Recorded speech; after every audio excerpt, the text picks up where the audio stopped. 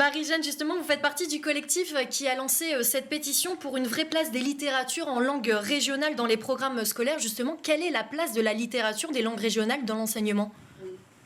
Et je remercie Paul Molac qui a été dès le début membre de ce collectif. Eh bien, parce que je suis au départ professeur de littérature, hein.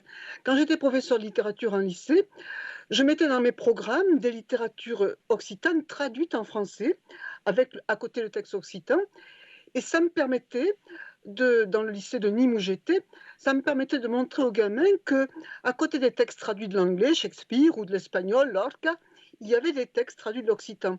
Et en faisant intervenir des écrivains occitans dans mes classes de français, j'ouvrais l'occitan à des élèves qui n'étaient pas forcément élèves d'occitan.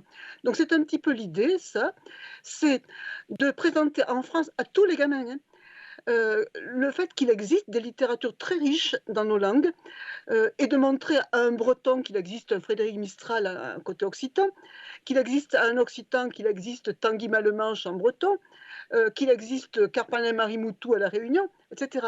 Autrement dit, de s'adresser à la France tout entière et de montrer que la France, elle est riche de sa diversité linguistique et culturelle. C'est un petit peu l'idée, si vous voulez.